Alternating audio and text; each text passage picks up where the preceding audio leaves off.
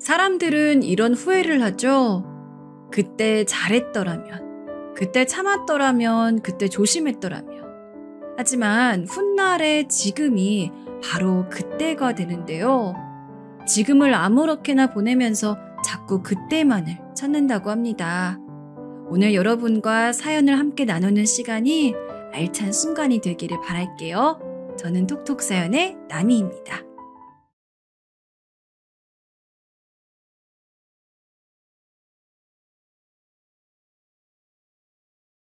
안녕하세요. 저는 제주도에 살고 있는 중년의 여성 애독자예요. 저는 제 친정엄마를 보면서 고부관계의 힘든 부분을 느낀 바 있었답니다. 친할머니께서 친정엄마를 쥐잡듯 하셨던 것 같아요. 온갖 씹사리를 다 당하셨던 분이 제 친정엄마이셨죠.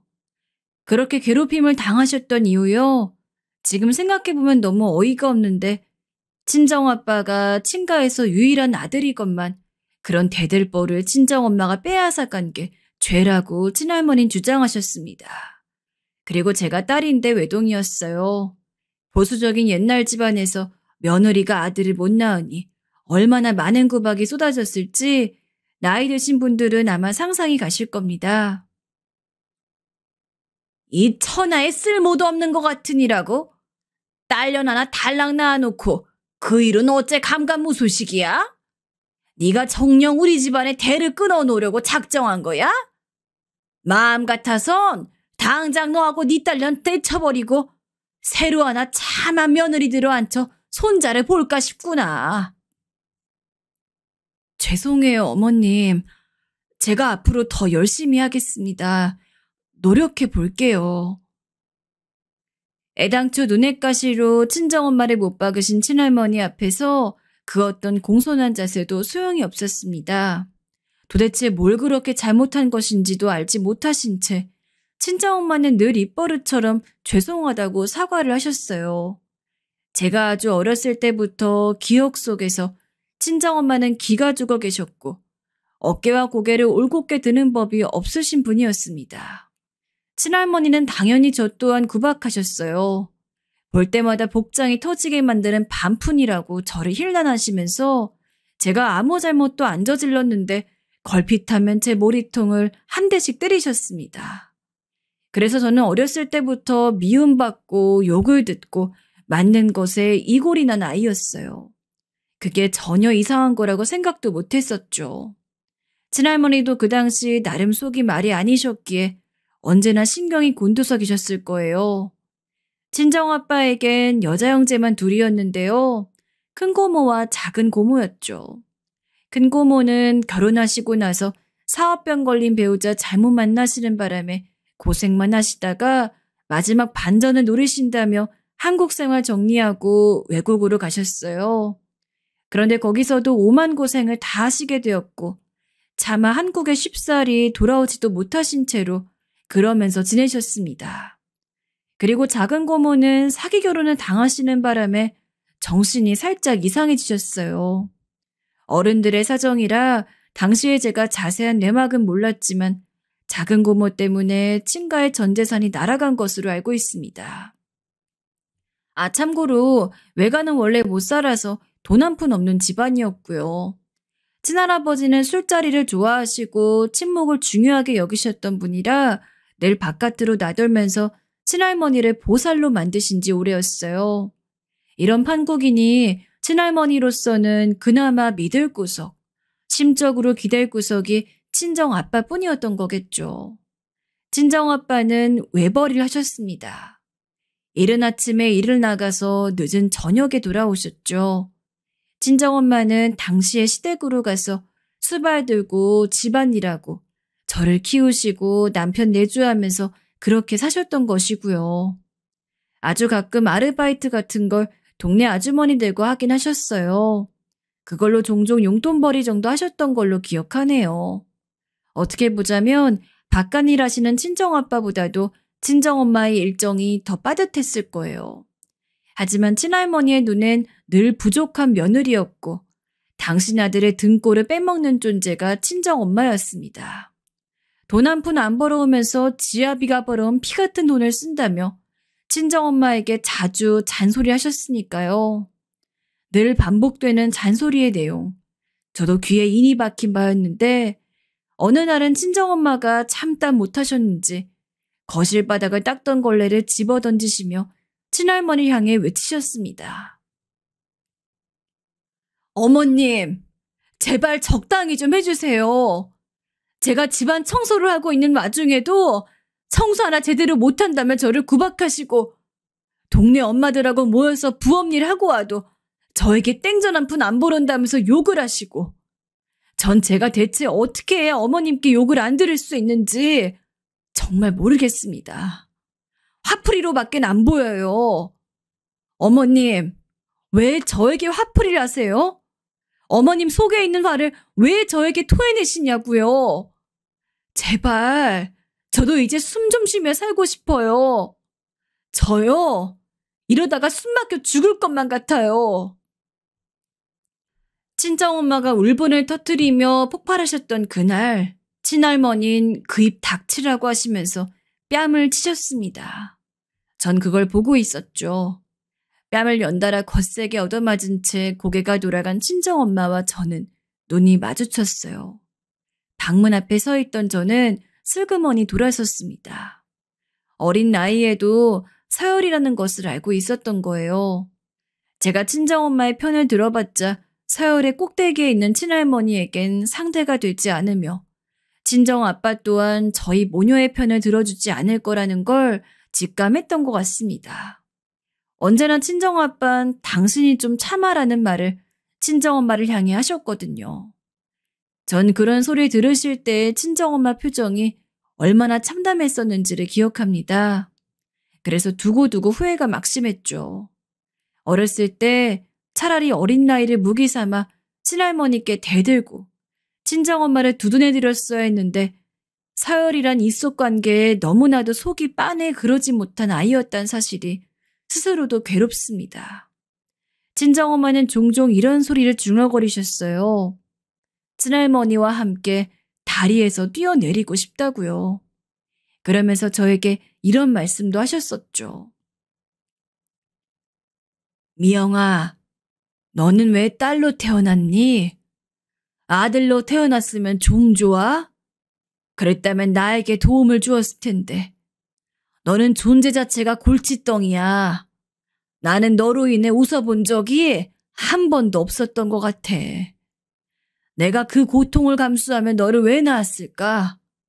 네가 태어날 줄 알았다면 안 낳았을 거야. 자식에게 부모가 그런 말 하면 안 되는 거죠.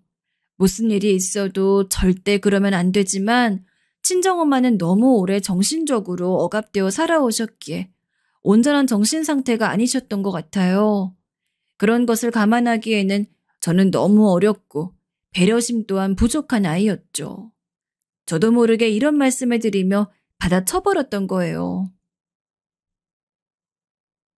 엄마도 저를 웃게 한 적 없잖아요. 저도 엄마가 제 엄마라서 좋았던 적 한 번도 없어요. 차라리 기억이 안 나면 좋을 텐데 어렸던 시절의 기억 속에서도 그 순간은 하필 선명하게 남아있습니다. 제가 왜 그랬던 것인지 모르겠어요. 그러자 친정엄마가 굉장히 넋이 나간 얼굴로 저를 오래도록 빤히 쳐다봤던 것은 제가 죽는 그 순간까지 안 잊혀질 거예요. 그러던 어느 날 친정아빠가 아직은 젊으신 나이에 돌아가셨습니다. 제가 중학교 3학년의 끝자락을 보내고 있던 시기였죠. 그리고 돌아가실 때 집안에 빚을 남기신 채였어요. 돌아가시기 전까지의 전말은 이러합니다. 친정아빠는 멀쩡히 근속하시던 회사를 그만두시고 사업을 같이 하자며 꼬드긴 사람과 동업을 시작하셨어요. 그게 금세 망해 빚만 지게 되었고 친정아빠는 술에 빠져 살았습니다. 그랬다가 돌아가신 거예요. 사업 실패를 겪으신 지 2년도 채 되지 않은 시점이었습니다. 하도 술을 드셔 간에 무리가 온 나머지 쇼크로 돌아가신 거였죠. 친할머니는 바로 쓰러지셨고 병원 신세를 오래 지셨다가 시설에 들어가셨습니다. 큰고모네가 한국에 들어오셨고 시설에 모시는 비용을 감당하겠다고 하셨죠. 이제 와서 세상에 둘도 없는 효녀인 척 해봤자 결국 자기 부모 집 그거라도 받아내려고 하는 수작인 거 다 알고 있지. 남동생에게 그동안 받은 돈, 염치없이 뜯어내갔던 돈, 그거에 반만 토해내도 지금 우리가 이렇게 힘들진 않을 거야. 친정엄마는 저를 붙잡고 울분을 토해내셨습니다. 비통함에 잠긴 친정엄마를 외면하며 그 길로 친가 사람들은 저희 모녀를 끊어냈어요. 애당초 아무런 관계가 없었던 것처럼 일방적으로 단절을 해버리더군요. 저도 허무했는데 친정엄마의 심정이란 오죽했을까요? 속이 문드러지든 말든 어쨌거나 시댁에 희생하며 살아왔건만 가장 힘든 때가 되자 철저히 외면받은 거잖아요. 이거야말로 돌아가신 친정아빠가 힘들어하셨던 배신감이라는 거였죠. 친정엄마는 또 한 번 무너져 내리셨고 그나마 외가에서 도움을 줘서 저희 모녀가 숨을 쉴 수 있었습니다. 제가 아직 미성년자인 게 사정이 가엾다고 하시면서 외가 친척분들이 위로금 차원으로 돈을 십시일반 모아 전달해 주었어요. 제가 알기로는 그게 500만 원 정도였던 것으로 기억을 합니다. 전 그걸 당연히 제 대학 등록금으로 친정엄마가 따로 빼두실 줄 알았어요. 제가 수험생이었으니까요. 하지만 친정엄마는 제 생각과 다르셨습니다. 너는 전액 학비가 지원되는 전문대를 찾아가든가 아니면 아무 대학도 가지 마. 일자리부터 잡아서 고등학교 졸업하는 대로 돈이나 벌어. 일자리라니 엄마. 고졸이 되면 전 직장에 갈 수 있는 선택지도 좁아질 거예요. 그냥 공장에 들어가면 되잖아. 그런 곳들은 숙식 제공도 다 되더라. 돈 한 푼 쓸 일 없이 모으기만 하면 되는 거야. 얼마나 좋니? 난 미영이 네가 그런 곳에 들어가서 돈이나 열심히 벌어줬으면 좋겠어. 친정엄마가 진심이라는 걸 알고 전 환장할 것 같았습니다. 결국 박바구겨 간신히 전문대라도 들어갔네요. 그러다 친정엄마는 저를 두고 이기적인 년이라며 슬쩍 욕을 하셨어요. 돈이나 제가 빨리 벌었으면 하고 바라셨던 거예요. 하지만 결과적으로 제 선택이 옳았습니다. 전문대라도 다녔기에 지원할 수 있었던 직장들이 있었거든요. 요즘은 또 세상이 달라졌다고 하지만 제가 대학을 다니던 시절에는 아예 고졸인 것과 전문대라도 나온 것의 차이가 확실히 있었습니다. 게다가 저는 전공을 살려 직장을 잡은 경우였거든요. 그 노선을 쭉 따라가며 일을 할 수 있었기에 천운이었죠. 그러나 시간이 갈수록 숨이 막혀갈 줄은 상상도 못한 바였네요. 직장을 다닌 지 3년이 딱 되던 시기에 빚을 다 갚았는데요. 그 이후에도 전 허덕였어요. 왜냐하면 친정엄마 때문이었습니다. 저도 물론 친정아빠가 돌아가신 이후로 아무 일도 하지 않으신 채 저에게만 의지하고 사시는 친정엄마가 좋게 보인 건 아닙니다. 대학 다니면서 저는 아르바이트를 기본 3개씩 하며 돈을 벌었고 그걸로 제 학비는 물론이고 생활비까지 마련했어요. 그런 생활을 하다 드디어 졸업해서 취직을 했을 때 전 친정엄마의 말씀에 마냥 기뻐할 수만은 없었지요. 미영이 네가 생각보다 더 괜찮은 곳에 들어가서 정말 다행이야. 난 여지껏 네가 공장에 바로 안 들어가고 대학 다닌 게 불만이었지만 그거 속으로만 생각하고 겉으로 내색하지 않았는데 그런 내 노력이 빛을 발한 거 같네. 앞으로는 폼나는 월급쟁이 됐으니까 나한테 용돈도 따로 챙겨줄 거지? 기대할게 우리 딸. 갑자기 전에 없이 다정한 목소리로 저에게 우리 딸이라고 하시는 친정엄마 앞에 제가 기분이 정말 이상해지더라고요. 앞으로 본격적인 희생정신을 기대하겠다는 소리로 들렸어요. 그런데 친정엄마에게 따지려던 순간 제 과거가 저의 발목을 잡았습니다. 친할머니의 손찌검에 맡고 계셨던 친정엄마. 그걸 모른 척했던 저의 모습. 친정엄마의 가슴에 비수를 꽂았던 저의 날카로운 말들. 어려서 잘 몰랐던 때라 그랬다지만 저에게는 그게 두고두고 죄책감으로 남았나 봐요. 그리고 이런 저를 친정엄마는 꿰뚫고 계셨던 거죠. 제가 친정엄마를 향해 힘들다고 한마디라도 하면 바로 난리를 치셨습니다. 힘들어? 뭐가 힘들어? 진짜로 힘든 게 네가 뭔지 알기나 해? 시집와서 죽도록 씹살이 당하고 시어머니한테 짓밟히고 친누들한테 무시당하고 남편 같지도 않은 인간 사이에서 딸 하나 낳은 게 죄라고 여겨져서 더욱 핍박받고 살아온 거. 그게 바로 힘든 거야. 네가 그 세월 20년을 살아보고 나서 내 앞에 대고 힘들다고 말해. 너 지금 이러는 거 아무 의미도 없는 투정일 뿐이야. 거의 발작을 하시듯이 눈을 부라리며 숨 넘어갈 듯 말씀하시는 친정엄마의 모습에 걱정도 되고 무섭기도 해서 전 차마 혼자 계속 돈 벌기 힘든다는 소리 잘 못하고 살아왔어요. 솔직히 사교적이지도 않으신 분이 돈 쓸 일이 뭐가 그렇게 있겠나요? 친정아빠가 돌아가신 이후로 살림을 잘하시는 것도 아니었는데요. 그럼에도 돈을 그렇게 쓰셨어요. 가방, 화장품, 별 쓸모도 없는 인테리어 소품, 홈쇼핑에서 광고하는 갖가지 물품들, 이런 것들을 자꾸만 사들이셨습니다. 전 아주 죽을 맛이었죠. 친할머니를 비롯한 시댁의 시집살이에 정신이 오랜 세월 피폐해지신 친정엄마가 무력해지셨듯 저도 마찬가지였던 것 같아요. 친정엄마를 벗어나지 못하고 일방적인 희생을 강요당하며 살았어요. 그런 생활이 반복되니까 벗어나는 방법도 몰랐고요. 제가 참다 못해 친정엄마가 충동적으로 사들이신 쓸모없는 물건을 던지며 다 때려치우고 싶다고 그런 극한의 상황이 되었을 때는 친정엄마 역시 비장의 무기를 꺼내드셨지요. 그건 바로 죽겠다는 것이었습니다. 그래, 이게 다 나 때문이라는 거지? 그럼 내가 죽으면 네가 속 시원하다는 거지? 내가 당장 목숨 끊을게. 네 앞에서 죽을 테니까 너 혼자 어디 잘 살아봐. 내가 죽어야 되는 거였네. 그것도 모르고 내가 질척거리면 네 옆에 붙어 너를 힘들게 했네. 미영아, 내가 너를 낳아 당한 고통이 엄청 컸는데 나의 그 오랜 희생을 몰라주고 네가 나를 이렇게 저버리는구나. 내가 지옥에서 너를 기다릴게. 나는 먼저 떠나련다. 미친 사람처럼 몸을 떨며 중얼거리셨고 당장이라도 고층 건물 옥상에 올라가 뛰어내리겠다고 하셨습니다. 그럴 때면 저에게 선택지란 없었죠. 죄송하다고, 잘못했다고, 너무 힘들고 지쳐 실언을 한 거였다고. 그러니 엄마가 저를 용서해달라고 그렇게 비는 수밖에 없었습니다.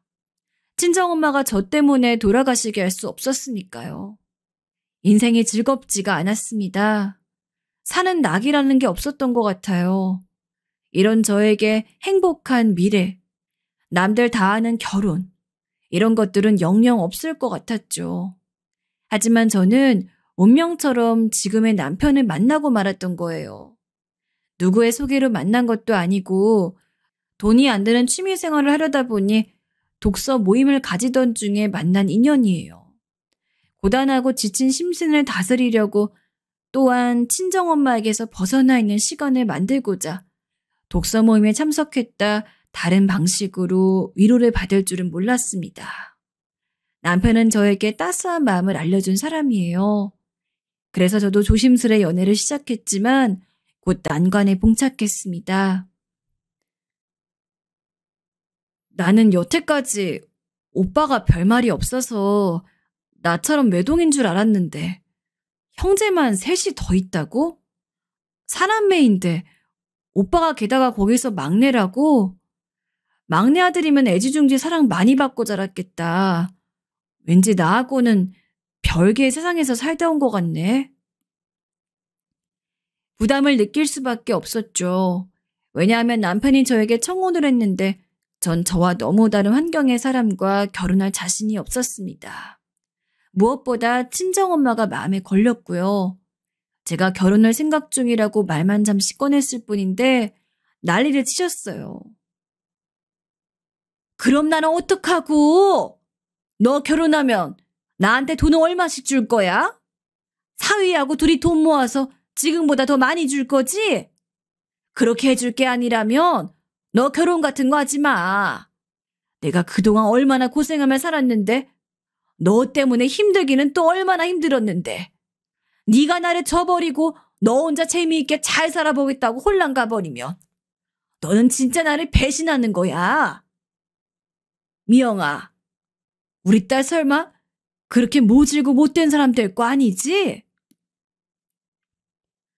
저에게 자꾸만 결혼해서 좋을 거 하나 없단 얘기를 해대셨죠. 결혼 생활이 불행한 걸 직접 눈으로 보고 자랐기에 잘 알지 않냐면서 저를 회유하려고 드셨습니다. 그게 정말로 친정엄마의 염려였을 수 있지만 이상하게 제 느낌이 제가 결혼을 안 해서 계속 당신께 돈을 바치며 혼자 살길 원하시는 눈치로 보였어요. 또한 제가 결혼해서 행복해지는 걸 원하시는 것 같지가 않았습니다. 마치 나는 불행했는데 너만 행복하는 건 안 돼라고 여기시는 것 같아서 너무 괴로웠어요. 숨이 막혀오더라고요. 친정엄마는 당신께서 신보고약한 시어머니를 만나 숨이 막힌 채로 사셨던 며느리셨으면서 그 갑갑해 미칠 것 같은 기분을 아시는 분임에도 저에게 똑같이 행하셨습니다. 그리고 저 역시 친정엄마처럼 무기력하게 숨통이 조여지고 있었죠. 하지만 제가 달랐던 점이라면 저의 곁에는 남편이 있었고 더불어서 든든한 지원군이 존재했다는 것이에요.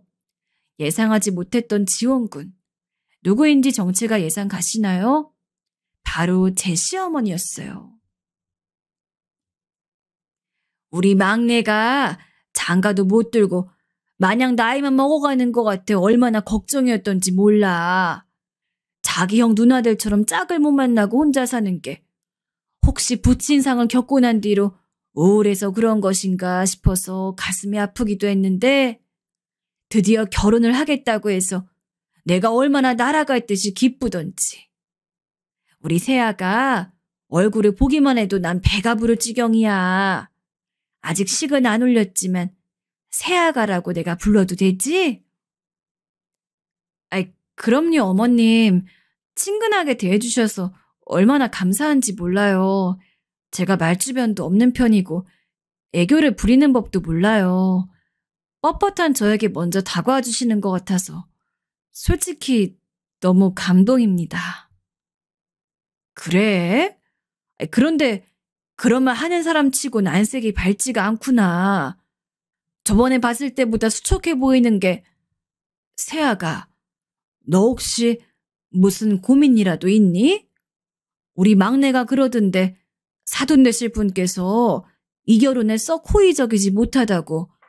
그게 지금 힘든 거니? 저는 맹세코 시어머니께 제 지난 모든 이야기를 해드릴 작정이 아니었어요. 하지만 그때 시어머니께서 저를 따로 불러다가 맛있는 밥을 사주셨던 그 자리에서 테이블 위로 제 손을 가만히 잡아주시는 손길에 저도 모르게 눈물이 주르륵 흘러내리고 말았습니다. 전 어렸을 때부터 잘 울지 않는 아이였어요.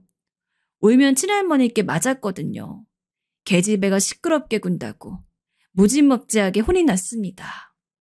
그리고 제가 우는 모습을 친정엄마 또한 안 좋아하셨어요. 가뜩이나 삶이 울적한데 제가 울면 집이 초상집이 된 것 같다고 하시면서 저를 비난하셨죠. 그래서 저는 눈물이 나올 것 같으면 볼 안을 씹어서라도 참는 아이가 되었습니다. 그렇기에 많이 놀랐어요. 시어머니 앞에서 눈물이 막 주체할 수 없을 정도로 미친 듯이 흘러나오는 거예요. 남편 앞에서도 이렇게 군 적이 없었기 때문에 스스로도 왜 이러는지 알 수 없었습니다. 그런데 다음 순간 시어머니께서 안쓰러운 눈빛으로 저에게 이렇게 말씀하셨을 때 전 아예 오열을 하고 말았어요. 이런 가여운 것을 보았나. 부모 사랑이 고팠구나. 엄마의 손길을 받고 싶었구나. 다 할 수 있어. 괜찮다. 괜찮아. 이제 다 괜찮으니까 실컷 울고 털어버려. 다 올 때까지 내가 이렇게 손을 꼭 잡아줄게. 저도 몰랐던 제 자신의 일면을 시어머니께서는 꿰뚫어 보셨습니다. 숨이 넘어갈 듯 울어버린 저는 정신없이 시어머니께 제가 살아온 이야기를 털어놓고 말았어요. 시어머니께선 제 말을 한 번도 가로막지 않으시고 그걸 다 들어주셨습니다. 이야기를 다 끝냈을 때 전 후련하기도 했고 창피하기도 했어요. 시어머니께선 그저 빙그레 미소를 지으시며 제 손등을 부드럽게 어루만져 주셨습니다. 앞으로 엄마 같은 시어머니가 되어주겠다고 하셨어요. 그 말씀을 듣고 나니 아무런 걱정이 안 되더군요. 친정엄마에 대한 온갖 복합적인 감정도 더 이상 제 발목을 잡을 수 없었습니다. 하지만 속으로 생각을 달리 고쳐먹었다고 해서 평생을 어긋난 채로 살아온 제가 단박에 친정엄마 앞에서 태도를 강경하게 굴 수 없었는데요. 남편 또한 장모님 되실 분 앞에서 함부로 입을 놀릴 수 없으니 조심스러웠지만 시어머니께서 구원투수가 되어주셨습니다. 저랑 남편 모두 부친상을 겪은 집안이었기에 친정엄마와 저, 시어머니와 남편 이렇게 간추하게 넷이서만 상견례를 표방하는 식사 자리를 가졌어요.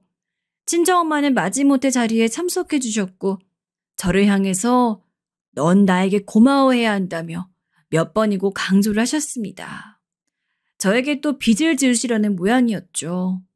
하지만 친정엄마는 상상도 못하셨을 거예요. 설마 그 자리에서 시어머니의 맹렬한 일침에 당할 줄 모르셨을 겁니다. 각자 살아온 이야기가 흘러나오던 와중에 친정엄마는 딸이 결혼하고 나면 2배로 효도하길 원한다고 힘을 주어 말씀하셨는데 이때 시어머니께서 받아치셨죠.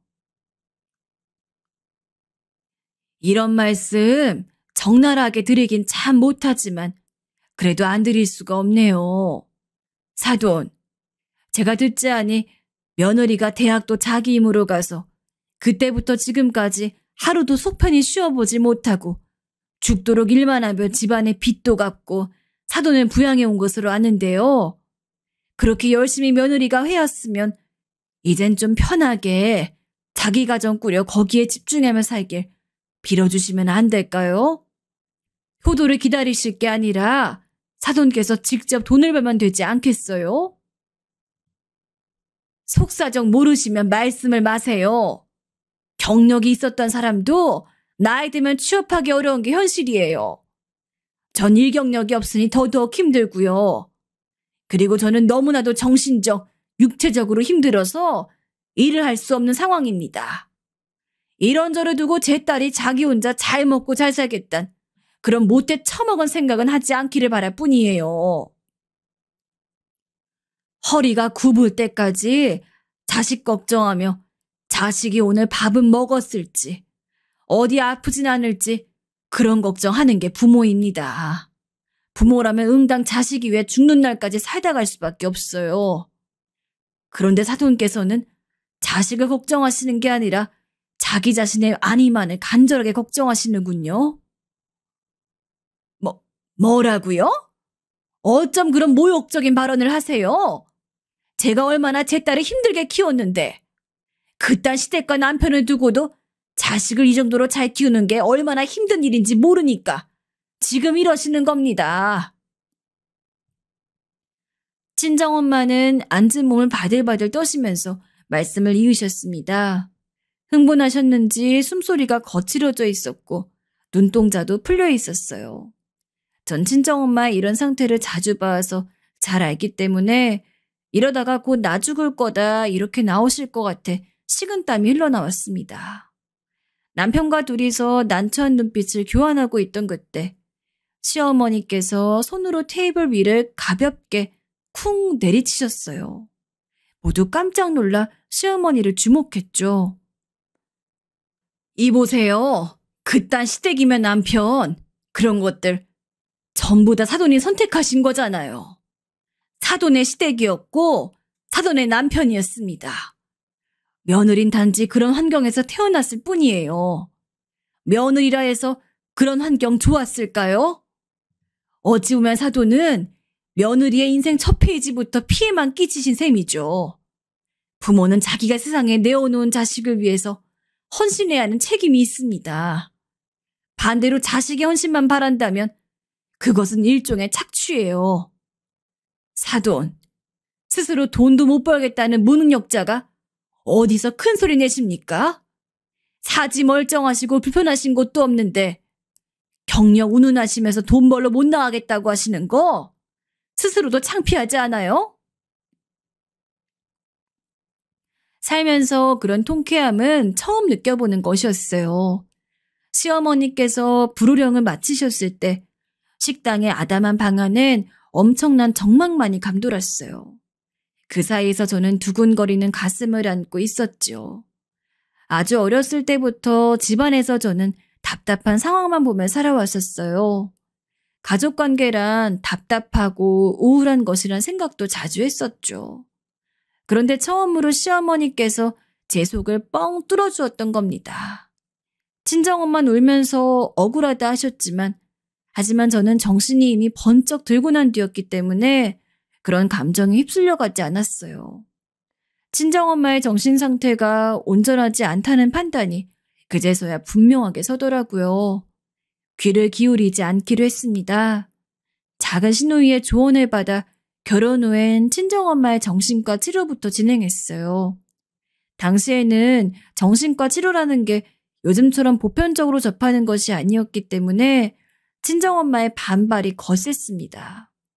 자기를 정신병자 취급하는 거냐며 거품 물고 난리를 쳤어요. 마음이 약해질 뻔했었으나 시댁 식구들을 의지하며 간신히 이겨냈네요.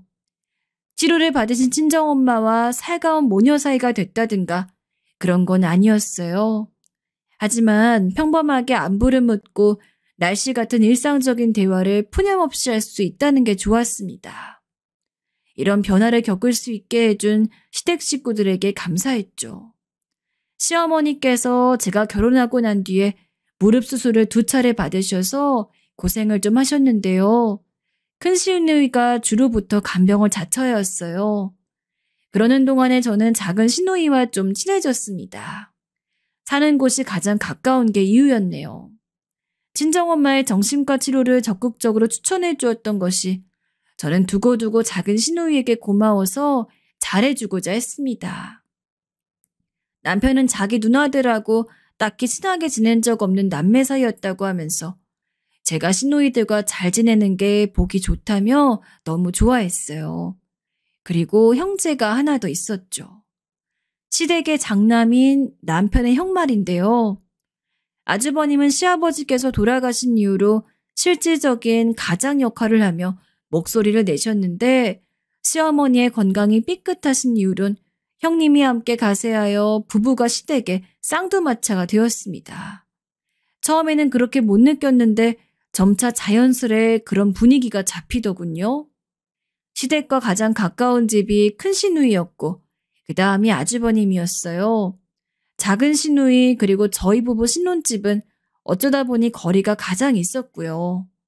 다들 각자의 생활이 있다 보니 자주 모이긴 쉽지 않았는데 어느 날 모처럼 모두가 함께 모인 자리였습니다. 아주버님이 자기 동생들 쪽을 바라보며 말씀하셨어요.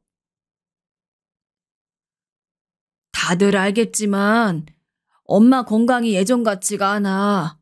무릎이라곤 하나 엄연히 수술인데 2차례나 연달아 겪으셨으니 타격이 갈 수밖에 없지. 내가 곰곰이 생각을 해봤는데 장남으로서 역할을 제대로 할 때가 된 것 같다. 엄마 모시고 살게. 형이?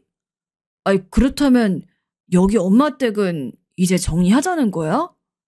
엄마도 동의하신 거 맞아요? 엄만 자식들한테 원체 기대고 손 벌리는 거 싫어하셔서 혼자 지내는 걸 좋아하셨잖아요. 근데 형 집에 들어가 살아도 괜찮은 거예요? 시누이들이 깜짝 놀랐는데 특히 큰 시누이가 시어머니의 수술 이후 간병을 했던 입장이라 그런지 뭔가 떨떠름한 눈치였어요. 남편이 당황해서 시어머니께 입장을 여쭈었죠. 그러자 시어머니께선 인자하게 웃으시며 나이 들 만큼 들었으니 장남과 맏며느리에게 의지해서 지내는 것도 나쁘지 않단 식의 말씀을 하셨어요. 그날 모두가 모인 김에 이런저런 대화가 오갔는데 결국은 시어머니께서 집 정리를 하신 다음 아주버님이 모시고 사는 것으로 되었습니다. 그렇게 되면 왠지 가볍게 찾아뵙기 어려워질 것 같아 전 기분이 이상했죠. 근데 이때 뭔가 아주버님과 시누이들 사이에 감정이 상하는 언쟁이 따로 있었던 것 같더라고요. 남편은 세 사람과 나이가 살짝 동떨어진 막내였기에 제외되고 나머지 세 분이 따로 대화를 나누셨던 모양인데 나중에 얼핏 듣기로는 신부님께서 오래 거주하셨던 그 집을 아주버님이 멋대로 처분할 예정이고 이익도 혼자 보실 모양이라 시누이들은 그게 불만이었던 것 같았습니다. 이런 식의 문제는 너무나도 먼 일처럼 느껴진 저는 감히 뒤늦게나마 말을 얹을 엄두가 안 났죠. 남편도 자기는 그런 것에서 빠지고 싶다며 부동산으로 얼마나 이득을 보든 관심이 없다고 했습니다. 저도 동의했기에 저희 부부는 조용히 있었네요. 저는 그 이전보다 더욱 시어머니께 신경 쓰며 잘해드릴 작정이었습니다. 저를 번거로이 여기시지만 않는다면 자주 찾아뵙고 안부를 전해드리고 그러고 싶었어요. 그런데 생각처럼 되진 못했습니다. 재수씨, 며느리 노릇 열심히 하려 드는 거 좋은데 우리 엄마 컨디션이라는 것도 좀 생각해줬으면 좋겠네. 재수씨처럼 젊은 시각에서 우리 엄마를 바라보면 안 돼. 잘 지치고 잘 힘들어 하시니까 불쑥 찾아오는 건 절대로 하지 말고 연락도 주말 같은 때에만 드리면 돼. 뭐든지 적당히 하라는 게 중요한 법이야. 그렇군요. 제가 눈치가 없었네요. 이런 것에 발지 못해서 잘 몰랐습니다. 앞으로는 주의할게요. 아무렴 며느리가 자식보다 나을 수 없었죠. 그걸 알아차리고 제가 민망함을 느꼈습니다. 남편 또한 나이 차이가 꽤 나고 장남인 자기 형을 조금 어렵게 여기는 경향이 있었기에 따로 참견하지 못했었죠.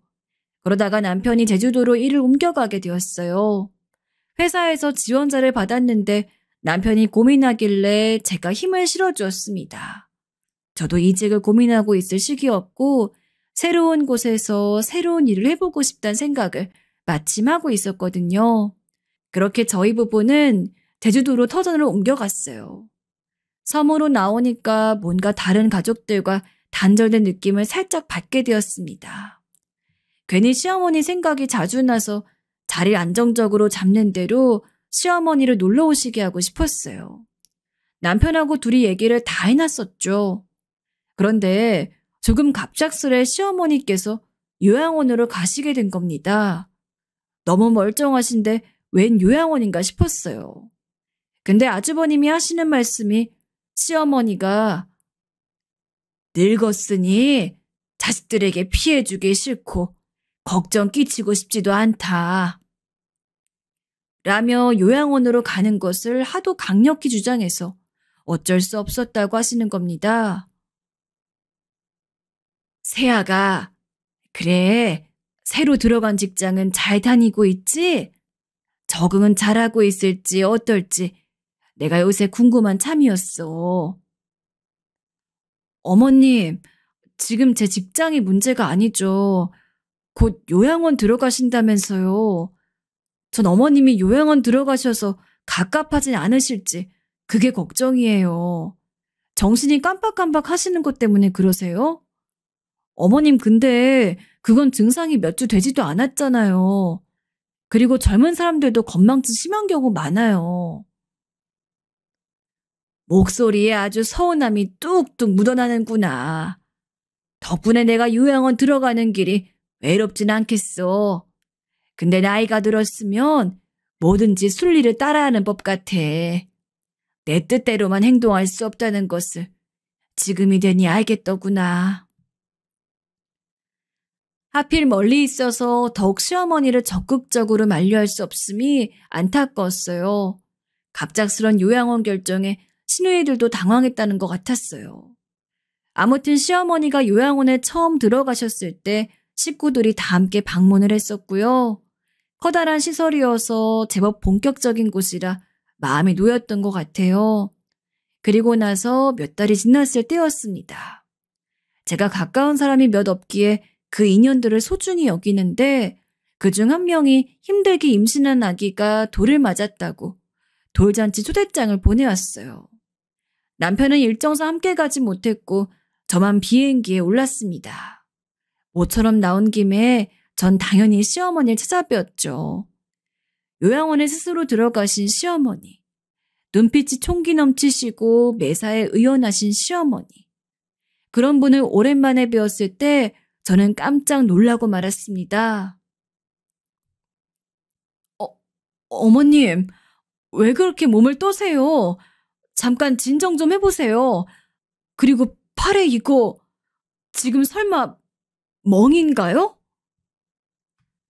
시어머니가 저를 알아보자마자 혼비백산을 하시며 매달려 오신 거예요. 눈동자는 불안하게 흔들리고 있었고 목소리 또한 마구 떨리고 있었습니다. 게다가 소매를 걷자 눈에 보이는 멍자국들. 전 시어머니를 진정시켜드리고 당장 직원을 불렀어요. 그런데 그 직원이 전혀 동요하지 않은 채로 아무 문제 없다고 하는 겁니다. 멍은 피부가 약해서 든 것 같은데 정확히 원인은 모르겠으며 시설에서는 그 어떤 강압적인 행위가 없었기에 그 부분은 맹세코 당당하다고 그러더군요.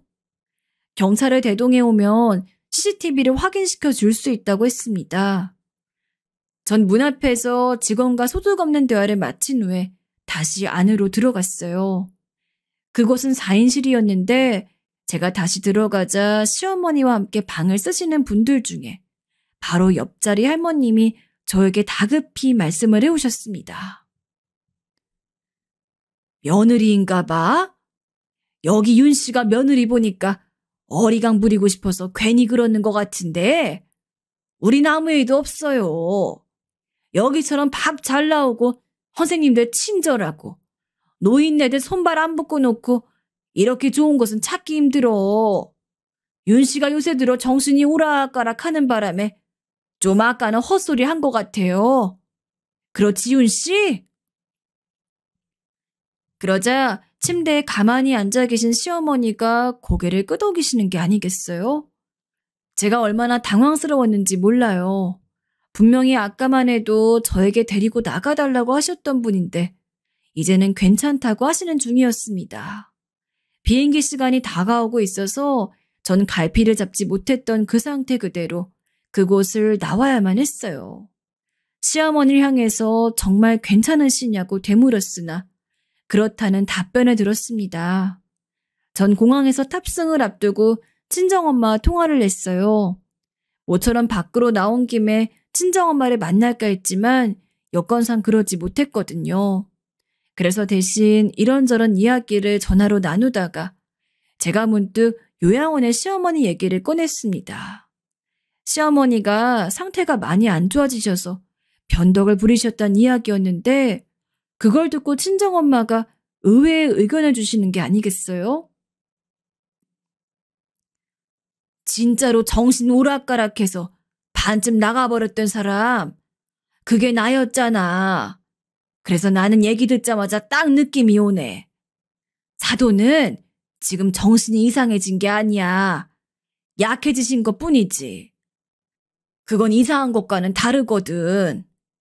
안 좋은 환경에 놓이면 사람이 자꾸만 나약해져서 무력해지는 거 너도 잘 알지? 엄마, 그 말씀은 그러면 제 시어머니께서 정말로 괜찮은 상황이라 저에게 그러신 게 아니라는 거죠? 그 양반이 보통 기세가 아닌 양반인데 쉽게 정신이 나가겠니? 난 안 그렇다고 봐. 분명 무슨 일이 있었겠지. 너무 혼란스럽더라고요. 그래서 집에 가자마자 이 모든 걸 남편하고 의논했습니다.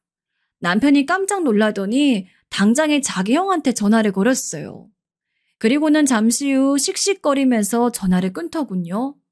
아주버님이 남편에게 헛소리 말고 이상한 참견하지 말라고 했다고 합니다. 그 순간 제 안에서 묘한 분노가 끓어오르더군요. 저도 왜 그런지 이유는 몰랐는데 다음날 출근이고 뭐고 상관없이 시어머니의 문제부터 해결해야겠다는 생각으로 머릿속이 가득 찼어요.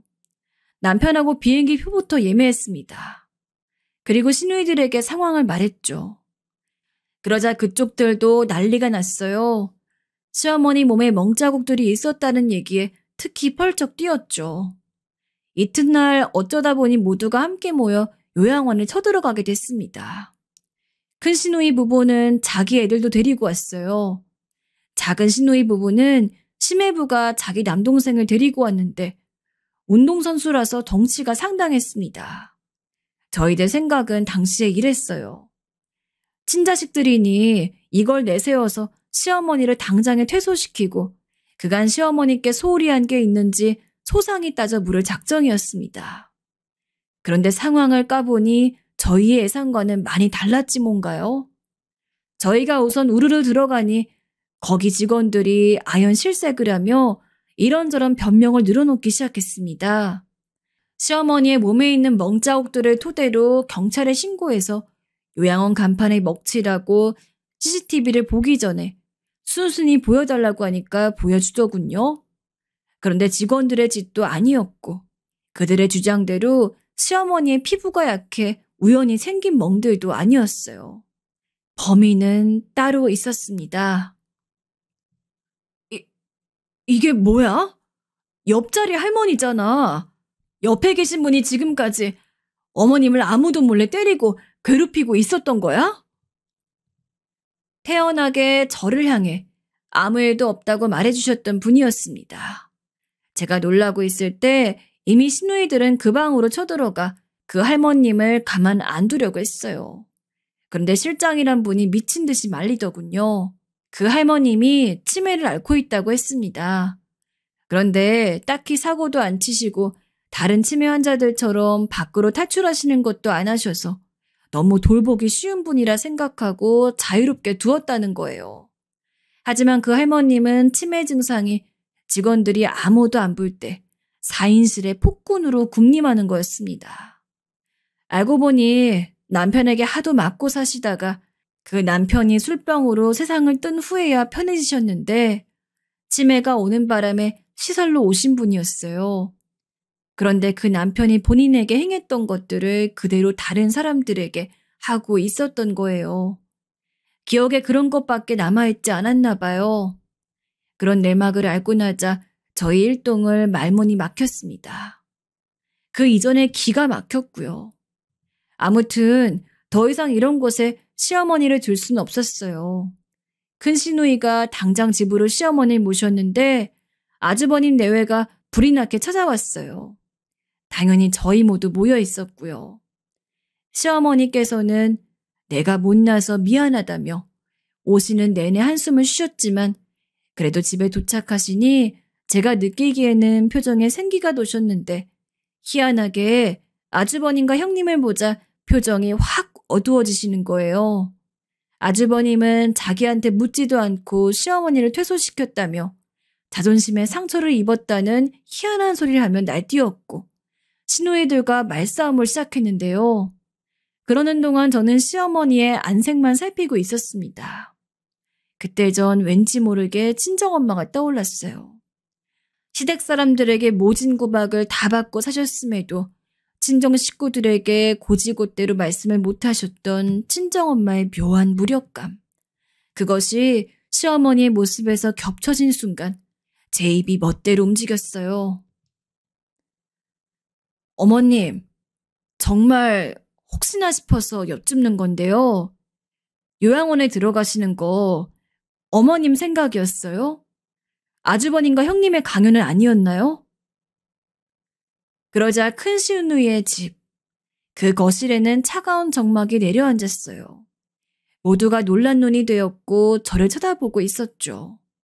특히 소파에 앉아 계신 시어머니가 손을 살짝 떠시는 걸 저는 보았습니다. 저를 향해 아주버님이 뭐라고 외치시려던 찰나 제가 얼른 말을 이었죠. 두 분이 압박을 가하셨고 어머님은 자식 생각하는 마음이 끔찍하신 분이니까 결국 못 이겨서 요양원으로 가신 게 아닌가요? 아무리 강인한 사람도 자꾸 미움받으면 움츠려들고 너 이상이란 소리 들으면 자기가 진짜로 이상하다고 생각하게 돼요. 전 그걸 보고 겪어봐서 알거든요. 그러니까 어머님, 정말 혹시 아주버님과 형님께 정신 이상하시다, 요양원 가셔야 한다, 이런 소리 들어오신 게 아니신 건가요? 재수 씨, 선을 넘는 거에도 정도가 있어. 지금 이게 무슨 경우 없고 무례한 짓이야? 재수 씨 좋게 봤더니 아주 안 되겠네.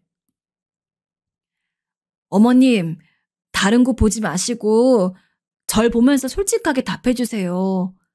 제가 친정엄마의 집착에서 벗어날 용기를 냈던 것처럼 어머님도 용기를 내주세요. 아주버님이 소리를 지르셨지만 저는 꿋꿋하게 말을 더했습니다. 사실 고함에 깜짝 놀란 뒤였지만 애써 티내지 않았어요. 제가 아무렇지 않게 굴어야 시어머니 또한 안심을 하실 것 같았거든요. 형님이 제 팔을 잡아 끌려던 순간이었습니다. 시어머니께서 고개를 크게 끄덕이셨어요. 눈물이 가득 고인 눈으로 저를 보시며 연달아 몇 번이고 고개를 끄덕이셨습니다. 무슨 말이 더 필요했을까요? 그것으로 대답이 되었던 것을요. 큰 시누이가 당장에 제 팔을 잡던 형님의 손길을 떼어냈어요. 그리고 형님의 뺨을 세게 쳤습니다. 아주버님이 분노하시며 큰 시누이를 밀치자 큰 심해부가 즉각 아주버님의 멱살을 잡았습니다. 작은 심해부도 가세했고 그때부터 아주 난장판이었어요. 난리도 그런 난리가 없었습니다. 저와 남편은 시어머니를 모시고 일단 나가 근처의 조용한 카페로 갔어요. 큰 시누이가 자리를 피해 있으라고 했거든요. 그곳에서 시어머니는 따뜻한 차를 마시며 긴 이야기를 시작하셨습니다. 시아버지께서 돌아가신 직후부터였다네요. 그때부터 아주버님은 시어머니를 향해서 은근하게 재산은 장남의 몫이라는 걸 강조하셨대요. 형님도 그렇게 구셨고요. 그러더니 무릎 수술을 받고 나신 시어머니에겐 이제 옛날 같지 않으시다. 슬슬 인생 마감할 준비하셔라. 자식들 보기 안 부끄러시냐면서 자꾸만 그런 소리 해댔다고 합니다. 강한 진통제 같은 거 복용하시다 보니 컨디션도 떨어지고 기억력도 예전 같지 않았던 때 아주버님과 형님에게 자꾸만 그런 소리 들으시다 보니 주눅이 드셨대요. 그리고 자식들의 미래를 위해서 늙은이는 뒷방으로 철저히 물러나주는 게 낫다는 생각을 하셨다고 합니다. 그러신 상태에서 하필 요양원의 옆자리를 잘못 만나신 거예요. 치매 환자들이 희한하게 힘이 세다네요. 힘 앞에서 무섭기도 했고 시설 직원들에게 아주버님이 무슨 일이 있어도 상관없으니 죽었다는 연락 아니면 하지 말라고 하셨던 바가 있어 시어머니가 약간 방치되어 계셨던 겁니다. 일련의 과정들을 듣는데 속에서 화가 끓어 죽는 줄 알았네요. 시어머니는 스스로 너무 못나고 초라한 것 같다며 서글퍼하셨어요. 그런 시어머니의 손을 전 테이블 위로 가만히 잡아드렸죠. 저를 위로해 주셨던 그날하고 지금의 어머님하고 제 눈엔 조금도 다르지 않은걸요. 잘못을 스스로에게 돌리지 마세요. 어머님 잘못은 없어요. 세월이 흘러 어느새 제가 시어머니에게 따뜻한 위로를 전할 수 있게 됐음에 전 내심 하늘에 감사했습니다. 제가 그 이전보다 성장한 사람이 되어 있었으니까요. 이젠 제가 시어머니께 본격적으로 보답을 해나갈 때라는 걸 알았네요. 시어머니는 저에게 고맙다고 거듭 말씀하셨고 남편이랑 저희 세 사람이 그 자리에서 거의 부둥켜 안고 훌쩍였던 것 같아요. 그 이후로 아주버님은 아예 시댁에서 내쳐졌습니다. 이제 한 식구로 취급이 되지 않았어요. 연락을 뚝 끊었고 시어머니가 쥐고 계셨던 얼마간의 재산들, 진작에 시누이들과 남편이 나눠 가졌습니다. 큰 시누이가 시어머니를 모시며 살게 되었고 작은 시누이가 돈을 그쪽으로 보내주었고요. 전 제주도에서 맛있는 것들을 자주 보내주었고 몇 달에 한 번씩 시어머니를 제주도로 모셨습니다. 다른 시댁 식구들 또한 언제든 놀러 오라고 문을 활짝 열어두었죠.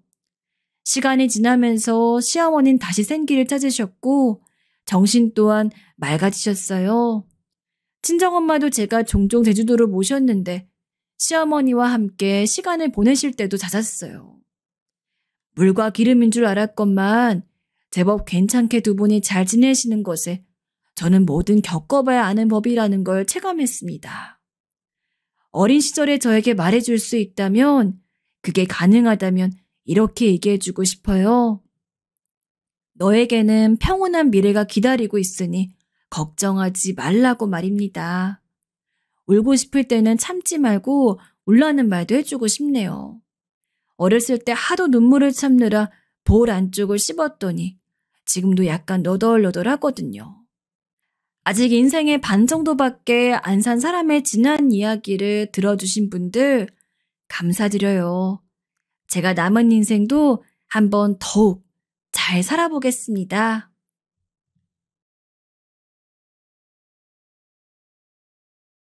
전 살면서 딱히 누군가에게 보호를 받지 못하고 지내왔다고 생각했는데 사람이란 결국 이렇던 저렇던 간에 다 주변인들이 곁을 내주었기 때문에 살아가더군요.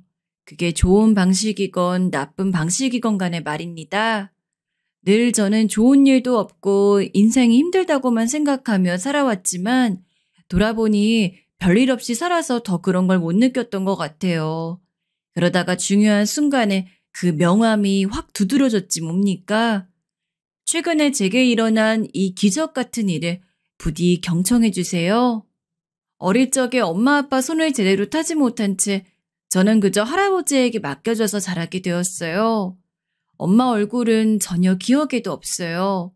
친할아버지와 살고 있는 것이었기에 그나마 어릴 적 아빠 사진이나 좀 볼까 말까 했고요. 제가 초등학교 5학년이던 무렵 아빠가 할아버지에게 저를 맡겨둔 채 그대로 잠적해버리셨고 성인이 되어 한참 시간이 지난 지금까지도 저는 그 행방을 모릅니다. 할아버지도 얼마나 힘드셨을까요?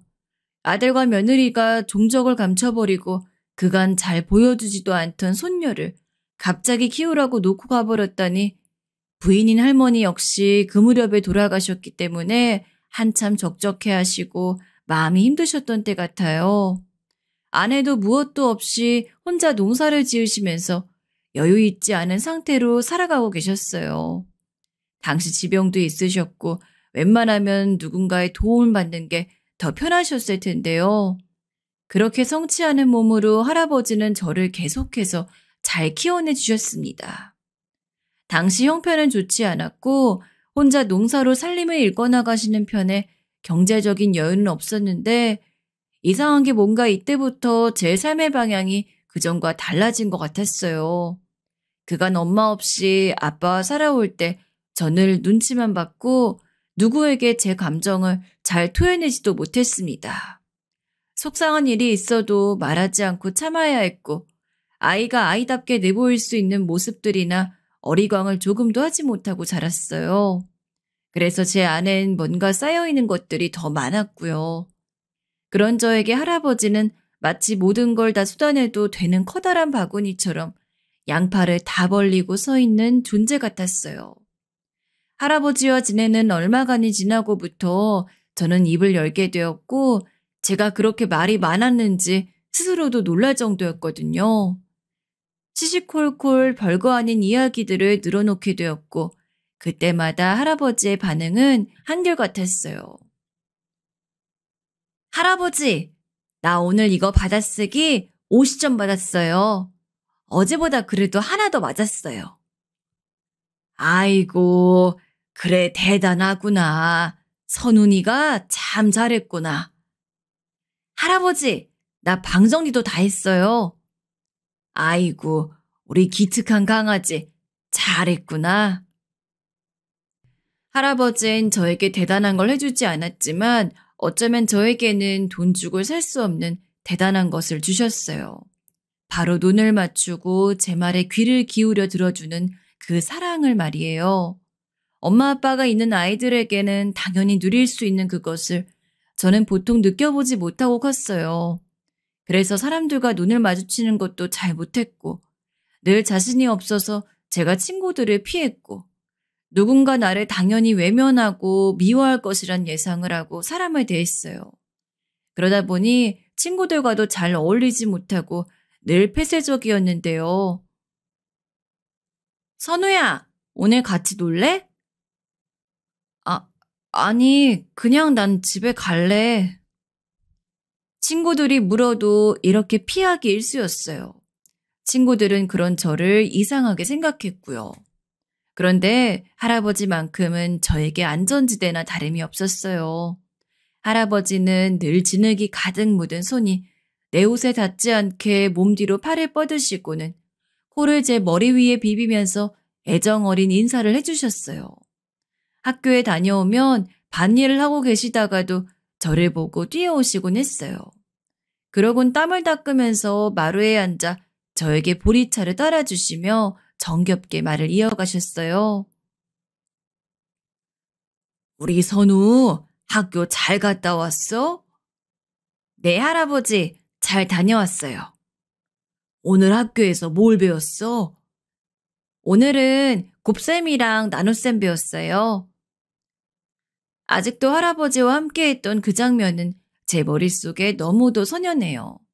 햇빛이 슬그머니 고개를 내밀 무렵 할아버지와 함께 오순도순 앉아 대화를 이어나가던 그 시절의 그 모습은 제 마음속에 가장 소중한 풍경이죠. 이후 학교에서 소풍을 가게 될 때에도 할아버지는 동네 아줌마들이나 할머니들한테 물어보시고 김밥도 서툴게 싸서 도시락을 만들어 주셨어요. 그리고 식구가 한 명 늘었고 밥을 챙기는 건 오롯이 할아버지가 하실 수 있는 일이라 나름 여기저기 많이 물어보시고 노트에다 적어가며 요리 방법들을 익혀오셨더라고요.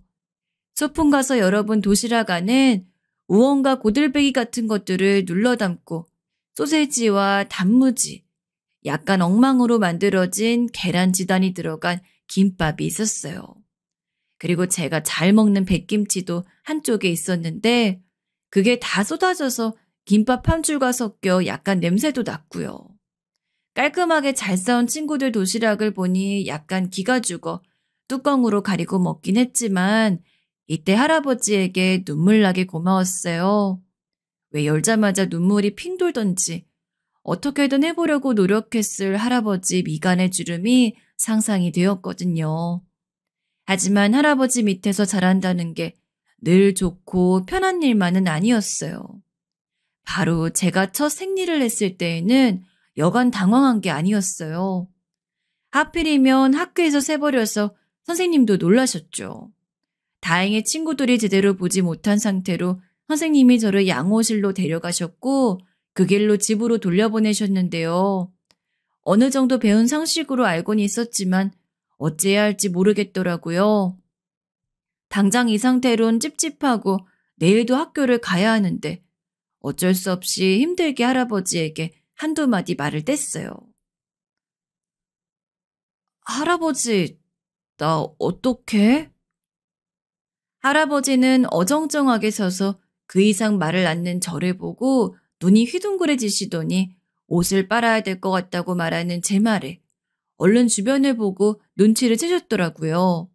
그리고 저는 너무 무안하고 민망해서 방으로 들어가 버렸어요. 그런데 그렇게 오래 지나지 않아서 옆집 슈퍼 아줌마가 제 방문을 두드리시더라고요. 얼굴을 트고 인사도 잘하고 지내는 분이었는데 좀 놀랐어요.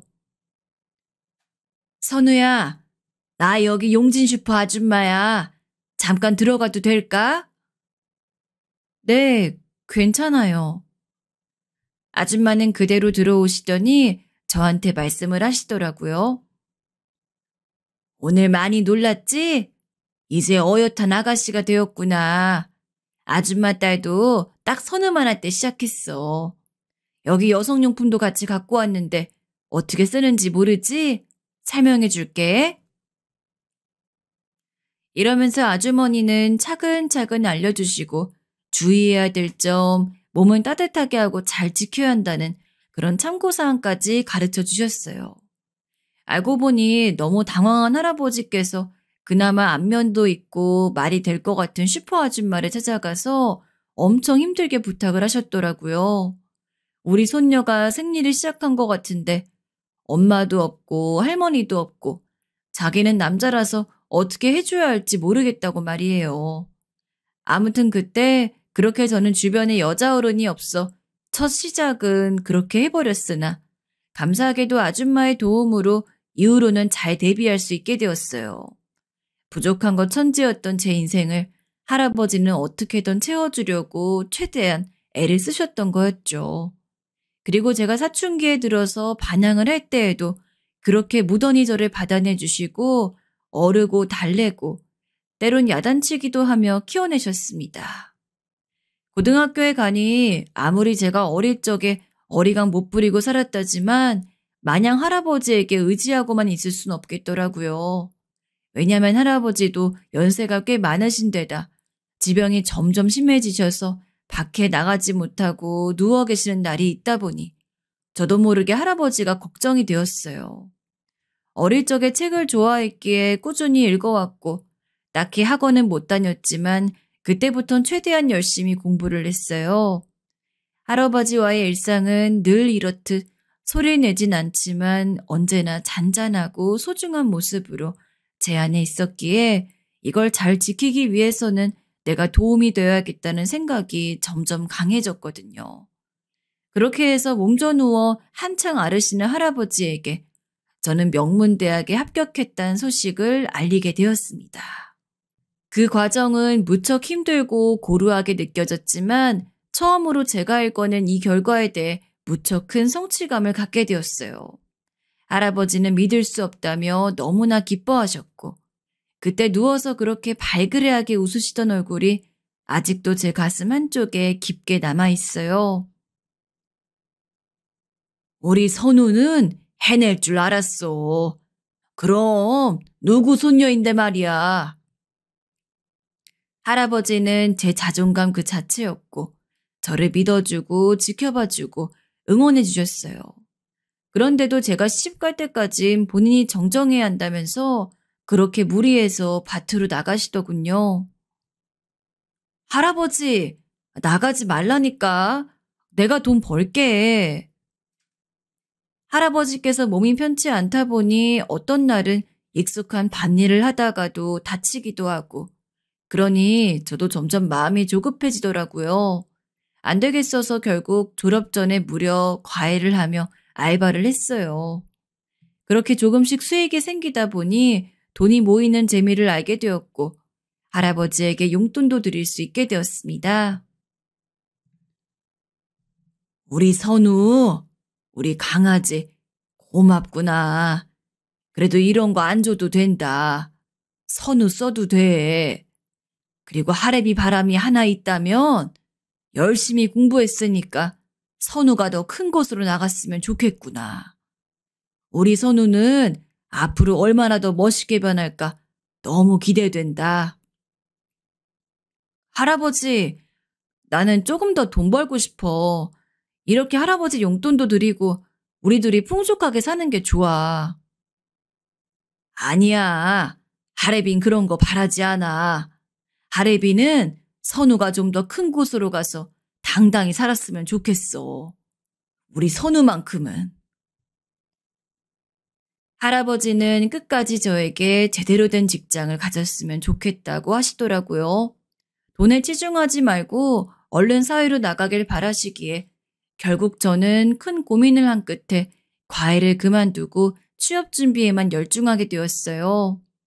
하루하루 할아버지의 병환이 썩 좋지 않아 그 와중에 면접이며 많은 것들을 준비하느라 무척 힘들기도 했어요. 그래도 저는 할아버지에게 꼭 취업한 제 모습을 보여드리고 싶었고 새로이 발을 들인 세계에서 일어나는 상황들도 여전히 할아버지에게 미주알고주알 전하고 싶었어요. 이 무렵엔 거의 계속 누워 생활하고 계셨고 제가 과외 때 알바하며 모아두었던 돈들을 생활비로 쓰느라 힘들긴 했어요. 그런 상황을 미안해하시는 할아버지의 모습에 저는 더 바짝 각을 잡고 준비했고 거의 몇 달간을 잠을 제대로 못 자면서 할아버지 병간호와 취업 준비에 힘썼습니다. 그렇게 어렵사리 제 모든 것들을 몰아넣고 준비를 했는데 좋은 일들이 단번에 제 손에 쥐어졌다면 좋았으련만 제가 너무 욕심을 냈던 걸까요? 아니면 정말 인생은 제 편이 아닌 걸까요? 그렇게 바랬던 기업 취업은 성공했지만 그 이후에 펼쳐지는 날들을 할아버지와 나눌 수는 없게 되었어요. 이쯤에서 예상하시는 분들이 계시겠지만 할아버지는 제가 합격 연락을 기다리고 있을 무렵 무척 위독해지셨습니다. 할아버지, 응, 우리 이쁜 강아지. 저에게 이쁜 강아지라 하며 절 부르시던 할아버진 하루하루 야위어 가셨고 그걸 보는 제 마음도 함께 무너져 내렸어요. 그리고 할아버지께선 당신의 죽음을 손녀에게 보이고 싶지 않으셨던 걸까요? 잠시 제가 자리를 비운 사이 심장마비로 숨을 거두게 되셨습니다. 아무리 그래도 그렇지 손녀가 취업했다는 소식만이라도 듣고 가시면 안 되었을까 싶어 얼마나 애달게 울었는지 모릅니다. 이 또한 제 욕심일지 모르겠지만 할아버지 역시 간절하게 그 여부를 알고 싶어 하셨으니까요. 너무나 기쁘게 결실을 맺었음에도 불구하고 저는 제대로 그 기쁨을 음미하지 못한 채 힘들게 할아버지의 장례를 준비했고 어렵사리 그렇게 보내드리게 되었어요. 취업을 하게 되면 작은 방을 얻어 할아버지를 모셔올 생각이었으나 그렇게 할 수도 없었고 그간 살았던 집을 정리하고 전 서울에 올라가게 되었어요. 혼자 몸을 시작한 서울살이는 어찌 보면 어려웠지만 그래도 그간 할아버지랑 살면서 요리도 제법 해서 혼자 웬만한 건 할 줄 알았기 때문에 고달프진 않았어요. 저는 더 악착같이 돈을 모았고 할아버지께서 그렇게 제 많은 꿈들을 지지해 주시던 모습을 떠올리며 열심히 살아야겠다고 생각을 했어요. 그래, 할아버지 생각해서라도 난 열심히 살 거야. 잘할 거야. 잘 해낼 거야. 처음 취업 준비할 때 함께 모였던 사람들 역시 외국 한번 안 나가본 제가 영어나 외국어를 몇 가지 준비한 것들을 보고 무척 격려를 해주었는데요. 회사를 다니면서 문득 그 생각이 나더라고요. 직장을 다니면서 한번 통역사를 준비해볼까 싶어 여기저기 알아보는데 너무 바쁜 상황에 있기도 했고 좀처럼 여유가 나지 않았어요. 그래도 한번 그쪽에 꿈을 가졌으니 잊지 않아야겠다는 생각 때문에 관련 동호회를 들었는데요. 쭉 이어진 활동들을 하다 보니 어느새 꿈은 흐려지고 직장에서 차근차근 승진하며 그저 동호회 친목에만 집중하게 되었어요. 사실 전 어릴 때부터 인간관계를 제대로 겪어보지 못했고 대학 때도 과외하랴 할아버지 아프신 거 돌봐드리랴 정말 정신이 없었어요. 그러던 차에 진짜 혼자가 되어 서울에 올라와 직장을 다니게 되니 외로움이 심해지더라고요. 집은 원룸에서 투룸으로 옮겨가고 조그만 빌라를 얻게 되었어요. 그러면서 일에 여전히 집중하고 돈도 모으긴 했지만 외로움이 늘 떠나지 않았습니다. 제법 괜찮은 지역에 집을 얻어 혼자서도 잘 살아가고 있고 사회생활을 하는 여성으로서 구색도 갖추고 있었지만 그 공허함은 해소되지 않더라고요. 그나마 대학 때 친했던 친구가 저에게 연애를 하라고 하는데 딱히 뭔가 와닿지 않았어요. 부모님의 결혼 생활이 너무나 불행했다는 걸 알아서 그런지 내키진 않더라고요. 뭐 언젠가 인연이 나타나면 하게 되겠지. 안 나타나면 어쩔 수 없고.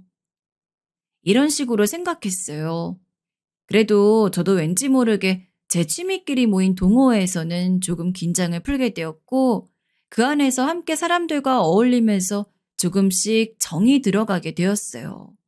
다 같이 피크닉을 가기도 하고 당일치기로 경치 좋은 곳에 가서 여유롭게 차를 마시기도 하고 그러다 보니 한 달에 두어 번 볼까 말까한 이 동호회에서 조금 마음이 맞는 사람을 만나게 되었습니다. 선우 씨 고생 많이 했겠다. 할아버지가 선우 씨 지금 진짜 자랑스러워하고 계실 거예요. 할아버지에 대한 제 이야기를 처음 털어놓은 사람이기도 하죠. 저를 잘 이해해주고 엄마 아빠 없이 할아버지 손에만 자라 힘들었을 저를 무척이나 위로해주는 사람이었는데요. 저보다 5살 위였고 좀 떨어진 지역에 살고 있는 데다 회사가 바빠서 야근이나 출장이 잦긴 했었답니다. 그래도 동호회 몸이 너무 좋다며 가끔이라도 늘 시간을 내서 참석했고요. 나중에 저와는 따로 시간을 갖고 바쁜 일상 중에도 저를 보러 오곤 했어요. 선우 씨, 오늘 차 마실래요? 하면서 말이죠. 그러다 보니 저도 마음이 동하기 시작했고, 남들 다 하는 연애, 나도 한번 해볼까? 이 사람이라면 믿을 수 있지 않을까? 하는 생각이 들더군요. 그렇게 저희 둘은 연애라는 걸 시작하게 되었답니다. 만나면 만날수록 그 사람은 정말 좋은 사람이었어요. 제가 힘들고 외로울 때마다 저희 집 앞으로 와서 대뜸 꽃다발을 안기며 저를 위로해주고 가기도 하고 그랬지요. 그러다 어느 날 문득 그 사람의 어머니를 만나게 되었는데요. 그것도 그 사람의 주도로 이루어진 일이었어요. 우리가 결혼을 생각하는 사이라면 어머니를 보는 게 낫지 않겠냐고 하더군요. 당시 사귄 지 3개월도 되지 않았을 때였어요. 그런데 갑작스럽게도 그 사람은 그렇게 말하며 저를 집으로 데려가더라고요. 저도 그 사람이 좋았기 때문에 일단 허락하긴 했지만 가는 내내 너무 진도가 빠른 게 아닌가 하는 생각을 멈추긴 힘들었죠. 허나 어찌됐든 갑작스럽게 본 남자친구 어머니였지만 굉장히 좋은 분이셨어요. 아이고, 너무 예쁘네. 얼른 결혼했으면 좋겠네. 우리 아들과 너무 잘 어울린다. 세상에 아주 천생연분이야. 처음 만난 저에게 그분은 자기 아들과 너무 잘 맞는 것 같다며 얼른 결혼했으면 좋겠다는 말을 서슴없이 하시더라고요. 그러면서 저에게 자기 아들의 장점을 줄줄 늘어놓는데 그 모습이 조금 귀여우시기도 하고 정말 결혼을 바라시는구나 하는 생각에 조금은 부담스럽기도 했어요. 그 이후에도 어머니는 둘 생년월일을 넣고 사주를 봤는데 너무 잘 맞는다는 이야기를 들었다며 결혼을 재촉하셨습니다. 아이, 저희 아직 돈도 모아야 되고 만난 지도 얼마 안 돼서요. 하고 한 발을 빼려 하면 어머니는 에이, 그럴 게 뭐 있어. 일단 결혼하고 생각해. 결혼하면 상황은 해결되기 마련이야. 하고 지나치게 낙관적인 말씀을 하시곤 했습니다. 사람 신경 변화가 참 무서운 게 처음에는 이 모든 상황들이 부담스러웠지만 아무래도 어머니도 종종 만나 뵙고 하다 보니 남자친구와는 어느새 가족 같은 사이가 되더라고요. 남자친구도 결혼에 대한 자기의 철학이나 꿈 같은 것들을 말하며 자기가 얼마나 좋은 남편이 될 건지 거듭 얘기하곤 했어요. 나는 자기가 앞으로 절대 외롭지 않게 해줄 거야. 내가 자기 할아버지처럼 자기를 지켜줄 수 있는 사람이 될게. 전 그런 남자친구의 마음이 너무나 고마웠고요. 제가 해결하지 못한 그 외로움과 공허함을 남자친구가 다 채워줄 수 있을 것만 같은 생각이 들었지요. 그러던 어느 날, 그 사람이 조심스럽게 말을 건네더라고요. 둘이 진지하게 만남을 가져온 지 1년 정도 되었을 때 말입니다. 예상을 안 한 건 아니었지만 듣는데 왜 그렇게 눈물이 흐르는지 모르겠더라고요. 선우야, 이제 그만 우리가 서로의 가족이 되어주는 게 어때? 매번 바빠서 이렇게 짧게 얼굴 보는 시간들이 너무 아쉬워. 우리 더 오래오래 보자. 좋아, 나도. 결혼하자, 우리. 저도 마치 기다렸다는 듯 그 프로포즈에 수락을 하게 되었고, 우린 빠르게 결혼 절차를 밟게 되었어요. 그 사람 역시 부모님이 이혼을 하셔 아버님과 어머님이 따로 사시기에 연락을 계속해온 어머님을 만나 인사를 드렸어요. 드디어 둘이 결혼하는구나. 엄마는 이날만을 기다렸단다. 아가야, 내가 잘해주마. 앞으로 시애미한테 원하는 거 말하고 싶은 거 있으면 얼마든지 말하렴. 어머님은 저에게 그렇게 말하며 누구보다 기뻐해 주셨어요. 저도 이런 시어머니가 있으니 마음이 참으로 든든했답니다. 그리고 그때 약간 아쉬웠던 것이 할아버지가 이때까지 계셨더라면 어땠을까 싶어서 좀 서글펐어요. 나를 키워주고 지켜보신 어른이자 가족으로서 곁에 계셨다면 좋았을 텐데 결혼식장 들어갈 때에도 같이 손잡고 들어가면 얼마나 좋을까 싶더라고요. 양가 어른들 분위기가 그렇다 보니 조촐하게 직계 가족들끼리 식을 올리기로 했지만 저는 그 직계 가족마저 없는 입장이라 조금 마음이 무겁긴 했어요. 그래도 남자친구는 편하게 말해주더라고요. 우리끼리 사랑해서 결혼하는 건데 왜 그렇게 신경을 써? 서로 상처가 많았기 때문에 우린 더 잘 살 수 있을 거야. 우리 앞만 바라보자, 선우야. 정말 어쩜 이런 복스러운 사람을 만난 건지 아마도 할아버지가 먼저 떠나시면서 마음이 편치 않아 저에게 이런 사람을 보내주신 거란 생각이 들 수밖에 없었어요. 남자친구는 아직 혼자 계신 어머니의 병환을 돌보고 있는지라 여윳돈이 많이 없는 상황이었지만 여유가 되는 제가 돈을 더 내서 신혼집을 얻어도 될 것 같더라고요. 전 제법 큰 회사에 취업한 일에 적지 않은 연봉을 받으며 빼곡하게 돈을 모은 상태였고 현재 혼자 살고 있는 집도 있고 해서 상황이 나쁘지 않았어요. 되도록 한 해를 넘기지 않고 얼른 시작하는 게 더 경제적으로 좋을 것 같아서 지인들에게도 청첩장을 돌렸고 예식장 투어도 함께 다녔어요. 여기저기 예쁘고 럭셔리한 식장들을 돌아보니 제가 정말 30대가 되어 결혼을 한다는 게 실감이 나지 않았고 또 무뚝뚝하고 표정이 없던 저를 그만큼 성장시켜주신 할아버지가 견딜 수 없이 보고 싶었어요.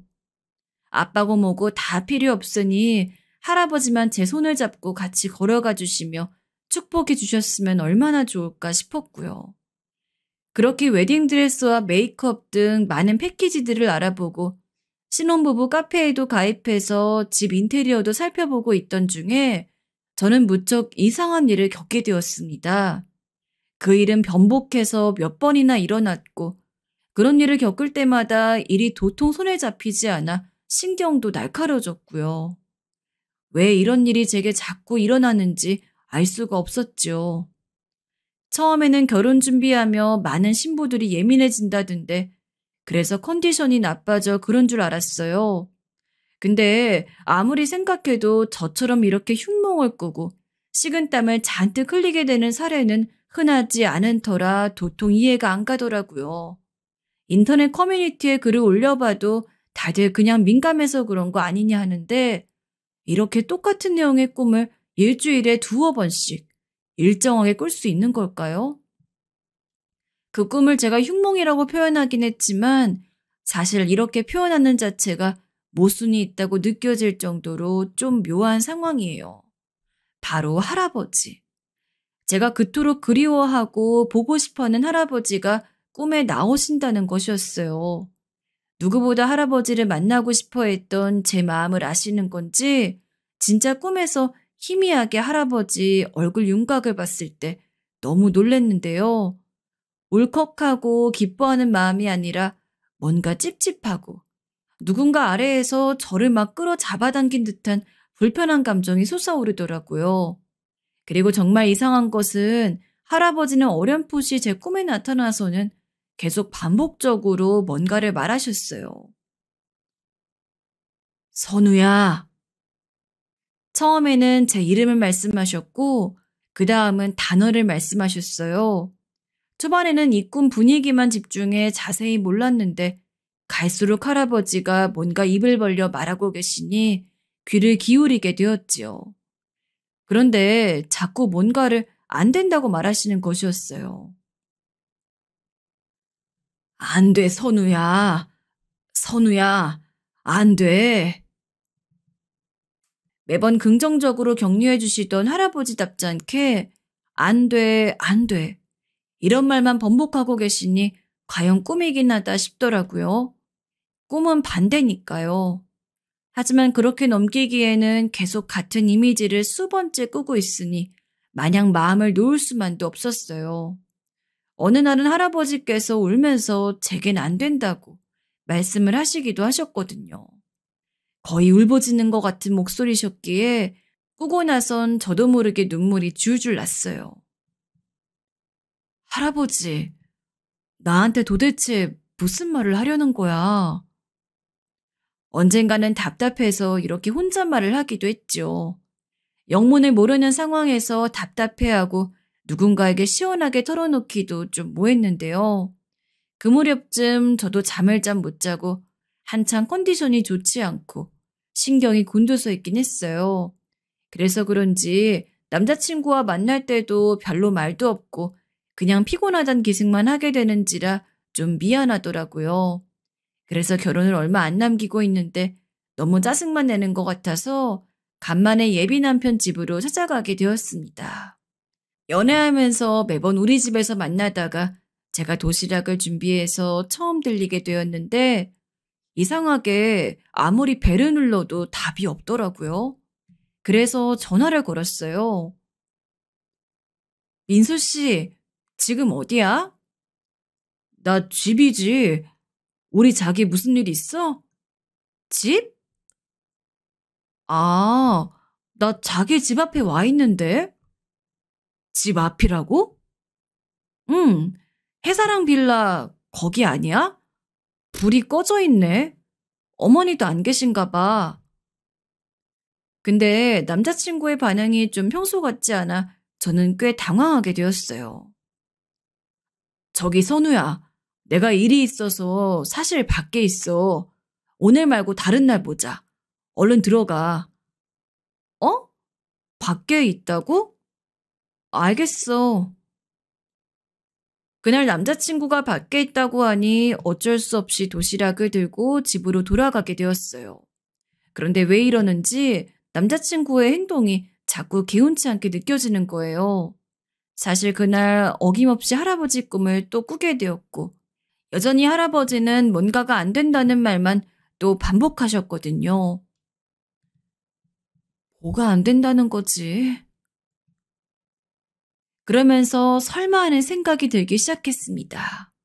이런 상황이 되고 나니 저는 보통 신경이 곤두서는 게 아니었고 안 그래도 신혼집을 준비하며 이 집을 정리하는 과정이 편치 않아서 힘들었는데 머리가 복잡하더라고요. 그리고 언젠가 절 찾아온 친구에게 이런 고민을 털어놓게 되었는데 친구의 말이 너무 마음에 걸렸어요. 선우야, 너 아무리 봐도 그것 좀 이상해. 남자친구가 그 이후로 뭐라고 설명이라도 했어?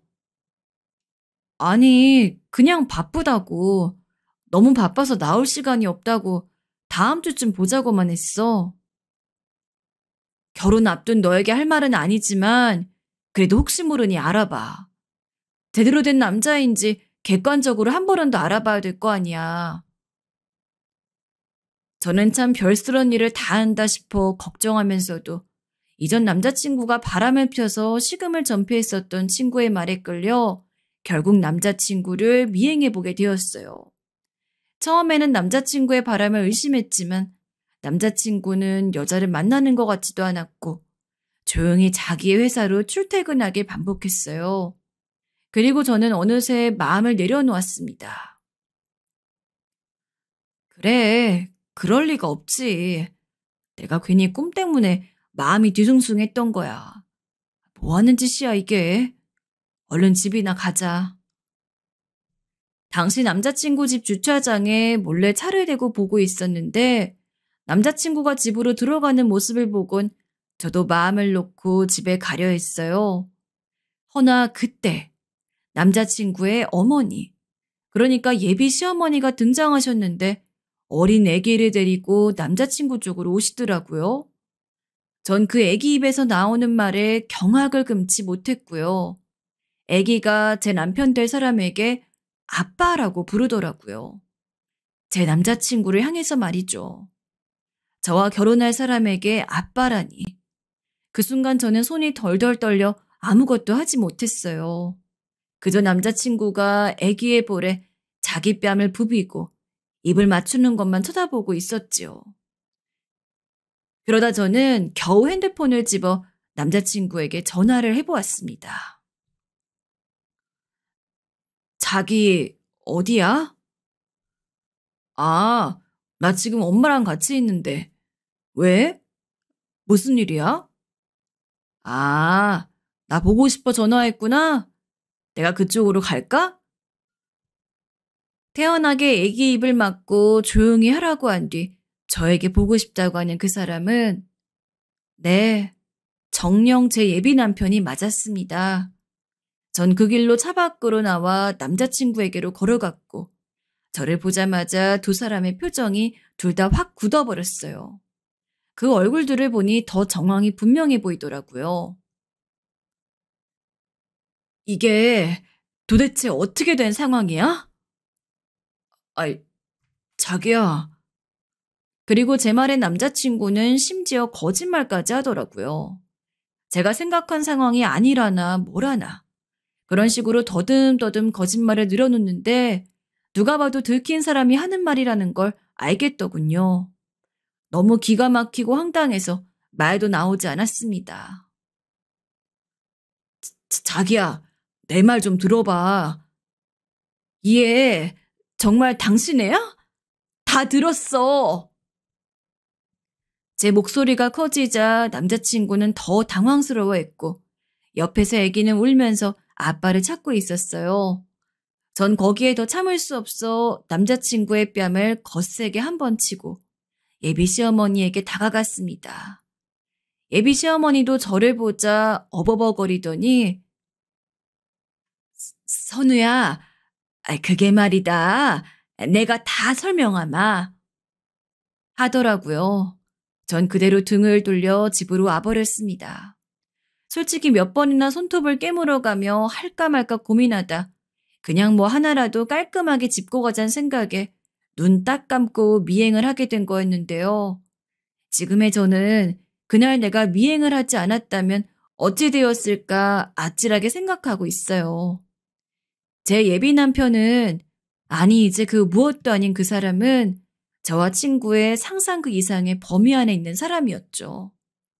그 사람은 무려 6살짜리 아들을 둔 애기 아빠였고 저에게 소개했던 어머니는 실제 어머니가 맞긴 했지만 아들의 그런 혼인빙자 사기를 묵인하고 떨어지는 돈이나 받고 계시던 어쩌면 친엄마라서 더 불행할 수도 있는 분이셨고요. 양쪽 부모님이며 친지며 아무도 없는 나에 비해 낫다고 생각했던 남친보다 돌아가시긴 했으나 꿈에라도 나타나서 이 결혼은 아니라고 언지를 주는 할아버지가 계신 내 쪽이 훨씬 낫겠더라고요. 그렇지 않은가요? 그 후에 남자친구는 무슨 미련이 남은 건지 저를 찾아와 빌기 시작했어요. 자기야, 다시 한 번만 생각해줘. 나 자기가 너무 좋아서 거짓말한 거야. 근데 정말 나 다 반성해. 제발 한 번만 용서해주면 안 될까? 이게 용서하고 말고 할 거리니? 꺼져! 청첩장까지 돌린 상황에서 파혼해야 한다는 사실 자체가 저에게도 무척 힘든 일이었어요. 그런데도 남자친구는 그 와중에 저희 집 앞을 찾아와 무릎 꿇고 빌며 온갖 짓거리를 다해서 사람 마음을 더 심란하게 만들더군요. 도대체 나한테 무슨 억하심정이 있어 이러는 건지 정말로 신발 밑창으로 몇 대 더 때려주고 싶은 걸 겨우 참아야 했습니다. 그런데 이보다 더 충격 먹을 일은 없다고 생각하던 제게 더 충격적인 일이 일어났는데요. 제게 청첩장을 돌린 사람들의 지인 중에 정말 충격적이게도 이 사람의 전 부인이 있었나 봐요. 현재 이혼 상태의 부인이긴 했지만 우연히 청첩장을 보곤 제게 연락을 해왔더군요. 그리고서 대뜸 이런 말을 하는데 듣자마자 기절할 뻔했습니다. 그제야 이 인간이 왜 저에게 일이 절절매고 비는지 알겠더라고요. 그 인간 빚 산더미라는 거 알고 결혼하는 거죠? 이렇게 연락드리는 게 신뢰라는 거 알고 있지만 분명 거짓말 쳐대며 여자 꼬셨을 것 같아 알려드리는 거예요. 부탁인데 그 인간한테 속지 마세요. 빚 갚기 위해선 무슨 짓이든 할 놈이에요. 빚이 산더미인 건 당연히 몰랐죠. 아마도 그 남자는 저에게 결혼 사기를 쳐서 어떻게든 돈을 뜯어내고 잠적할 생각이었던 것 같아요. 제가 경제적으로 여유가 되니 그동안 저를 살살 꼬시고 굴려서 결혼을 한 뒤 자기 빚도 갚을 심산이었던 거죠. 나중에 다 알고 사실을 말해보란 저에게 싹싹 빌며 무릎을 꿇는데 정말 비굴하기 짝이 없었어요. 아들이 아파서 그랬어. 아들이 아파서 자식이 아프니까 어쩔 수 없이. 너도 자식이 아파봐. 눈에 뵈는 게 없어지지. 그래도 나 당신 사랑해. 사랑하는 건 맞아. 그러면서 새삼 건강해 보이는 아들 핑계를 드는데 떠올리는 것만으로도 머리가 다시 아파올 정도예요.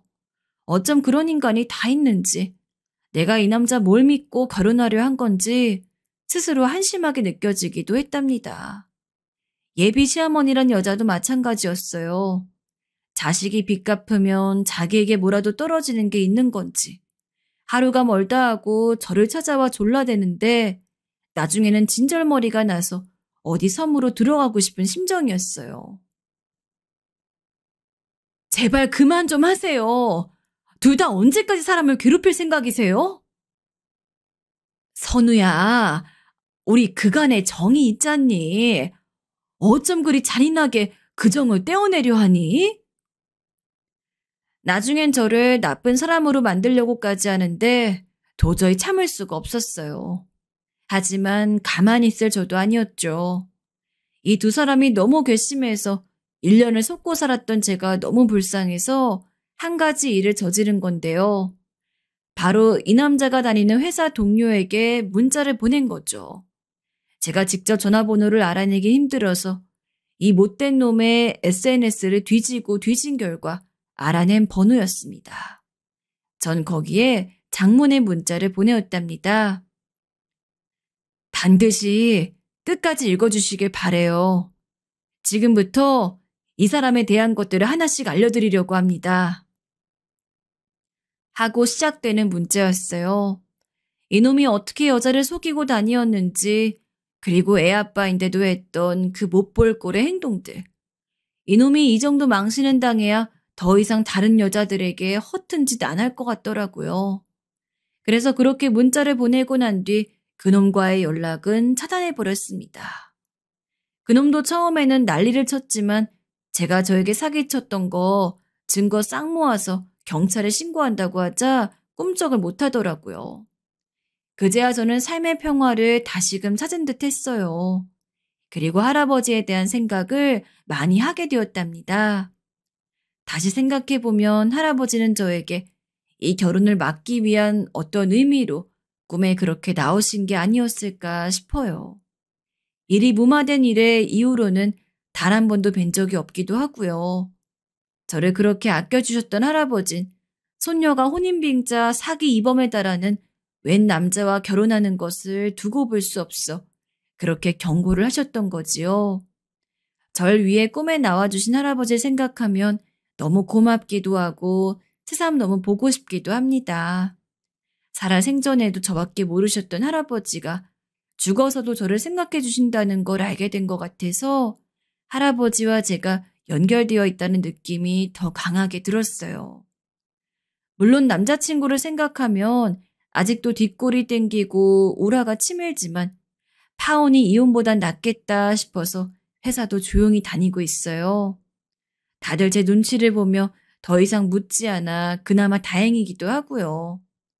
아무튼 그때 잠깐이나마 제 꿈에 나타나서 위기를 알리셨던 할아버지를 생각하면 참 마음이 몽글몽글해지고 많은 생각들이 오갑니다.